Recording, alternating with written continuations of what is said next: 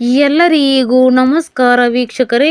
ದಸರಾ ರಜೆ ವಿಸ್ತರಣೆ ಪರಿಣಾಮ ಪಠ್ಯಕ್ರಮವನ್ನು ಪೂರ್ಣಗೊಳಿಸಲು ಎಲ್ಲ ಶಾಲೆಗಳಲ್ಲಿ ಇದೀಗ ಹೆಚ್ಚುವರಿ ಕ್ಲಾಸ್ಗೆ ಸರ್ಕಾರ ಮಹತ್ವದ ಆದೇಶವನ್ನು ನೀಡಿದೆ. ಹಾಗಿದ್ರೆ ಏನು ಅಂತ ತಿಳಿಯಲು ವಿಡಿಯೋವನ್ನು ಕಂಪ್ಲೀಟ್ ಆಗಿ ನೋಡಿ.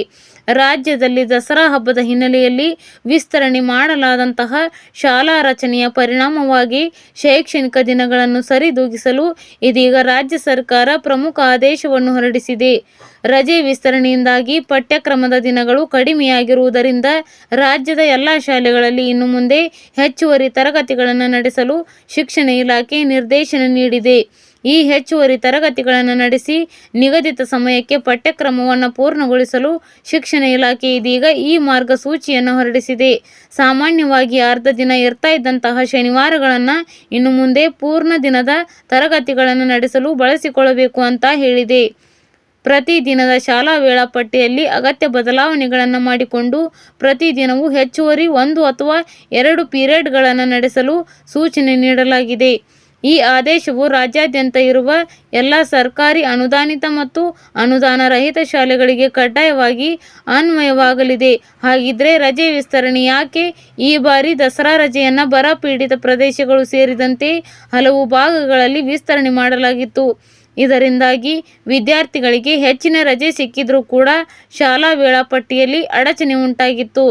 ವಾರ್ಷಿಕ ಪರೀಕ್ಷೆಗಳನ್ನು ನಿಗದಿತ ವೇಳಾಪಟ್ಟಿಯ ಪ್ರಕಾರವೇ ನಡೆಸಬೇಕಾಗಿರುವುದರಿಂದ ಪಠ್ಯಕ್ರಮ ಪೂರ್ಣಗೊಳಿಸುವ ಜವಾಬ್ದಾರಿ ಶಾಲೆಗಳ ಮೇಲಿದೆ. ಸರ್ಕಾರದ ಈ ಕ್ರಮವು ಪೋಷಕರು ಮತ್ತು ಶಿಕ್ಷಕರ ವಲಯದಲ್ಲಿ ಇದೀಗ ಮಿಶ್ರ ಪ್ರತಿಕ್ರಿಯೆ ಕೇಳಿ ಬರ್ತಾ ಇದೆ. ಪೋಷಕರು ಪಠ್ಯಕ್ರಮ ಸಮಯಕ್ಕೆ ಮುಗಿಯುವುದಕ್ಕೆ ಸಂತಸ ವ್ಯಕ್ತಪಡಿಸಿದರೆ, ಶಿಕ್ಷಕರು ಮತ್ತು ವಿದ್ಯಾರ್ಥಿಗಳಿಗೆ ಹೆಚ್ಚುವರಿ ಕೆಲಸದ ಒತ್ತಡ ಹೆಚ್ಚಾಗುವ ಸಾಧ್ಯತೆ ಇದೆ. ಸ್ನೇಹಿತರೆ, ಈ ಮಾಹಿತಿ ಇಂಪಾರ್ಟೆಂಟಿವ್ ಅನಿಸಿದರೆ ವಿಡಿಯೋಗೊಂದು ಲೈಕ್ ಅನ್ನು ಕೊಡಿ. ಅದೇ ರೀತಿ ಮತ್ತಷ್ಟು ಅಪ್ಡೇಟ್ಗಾಗಿ ನಮ್ಮ ಚಾನಲ್ನ ನೀವು ಸಬ್ಸ್ಕ್ರೈಬ್ ಮಾಡ್ಕೊಳ್ಳಿ. ನೀವು ಕೂಡ ಬ್ಯಾಂಕ್ ಲಾಕರನ್ನು ಹೊಂದಿದ್ರೆ ನಿಮಗೊಂದು ಆಘಾತಕಾರಿ ಸುದ್ದಿ ಬಂದಿದೆ. ಯಾವುದೇ ಬ್ಯಾಂಕಿನಲ್ಲಿ ಲಾಕರ್ನ ಹೊಂದಿರುವವರಿಗೆ ಈಗ ಭಾರತೀಯ ರಿಸರ್ವ್ ಬ್ಯಾಂಕ್ ಆಘಾತಕಾರಿ ಸುದ್ದಿ ನೀಡಿದೆ ಅಂತ ಹೇಳಿದರೆ ತಪ್ಪಾಗಲ್ಲ. ಬ್ಯಾಂಕಿನಲ್ಲಿ ಲಾಕರ್ನ ಹೊಂದಿರುವವರು ಭಾರತೀಯ ರಿಸರ್ವ್ ಬ್ಯಾಂಕಿನ ಈ ನಿಯಮವನ್ನು ಕಡ್ಡಾಯವಾಗಿ ತಿಳಿದುಕೊಳ್ಳಬೇಕು. ಹಾಗಾದರೆ ಭಾರತೀಯ ರಿಸರ್ವ್ ಬ್ಯಾಂಕ್ ಈಗ ಬ್ಯಾಂಕ್ ಲಾಕರನ್ನು ಹೊಂದಿರುವವರಿಗೆ ನೀಡಿರುವ ಆಘಾತಕಾರಿ ಸುದ್ದಿ ಏನು ಅನ್ನೋದ್ರ ಬಗ್ಗೆ ಸಂಪೂರ್ಣ ಮಾಹಿತಿಯನ್ನು ಈ ವಿಡಿಯೋದಲ್ಲಿ ನಾವು ನಿಮಗೆ ತಿಳಿಸಿಕೊಡ್ತೀವಿ. ವಿಡಿಯೋ ತುಂಬ ಇಂಪಾರ್ಟೆಂಟಿವ್ ಆಗಿದೆ, ಎಲ್ಲೂ ಸ್ಕಿಪ್ ಮಾಡದೆ ನೋಡಿ.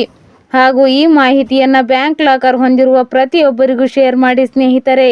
ಮನೆಯಲ್ಲಿ ಚಿನ್ನ ಅಥವಾ ಬೆಲೆ ಬಾಳುವ ವಸ್ತುಗಳನ್ನು ಇಟ್ಟುಕೊಂಡರೆ ಅವುಗಳು ಕಳ್ಳತನವಾಗುವ ಸಾಧ್ಯತೆ ಇರುತ್ತೆ ಅನ್ನುವ ಕಾರಣಕ್ಕೆ ಬ್ಯಾಂಕ್ ಲಾಕರ್ನಲ್ಲಿ ಅವುಗಳನ್ನು ಇಡಲಾಗುತ್ತೆ.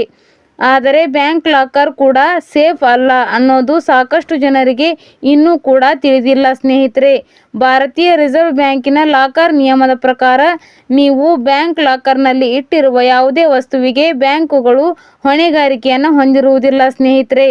ಬ್ಯಾಂಕ್ ಲಾಕರ್ನಲ್ಲಿ ಚಿನ್ನ ಅಥವಾ ಯಾವುದೇ ರೀತಿಯ ಬೆಲೆ ಬಾಳುವ ವಸ್ತುಗಳನ್ನು ಇಟ್ಟರೂ ಕೂಡ ಬ್ಯಾಂಕುಗಳು ಅದಕ್ಕೆ ಹೊಣೆಗಾರಿಕೆಯನ್ನು ಹೊಂದಿರುವುದಿಲ್ಲ. ಒಂದು ವೇಳೆ ಬ್ಯಾಂಕ್ ಸಿಬ್ಬಂದಿಗಳ ನಿರ್ಲಕ್ಷ್ಯದಿಂದ ನೀವು ಇಟ್ಟಿರುವ ವಸ್ತುಗಳು ಕಳುವಾದರೆ ನೀವು ಅದಕ್ಕೆ ಪರಿಹಾರವನ್ನು ಪಡೆದುಕೊಳ್ಳಬಹುದು.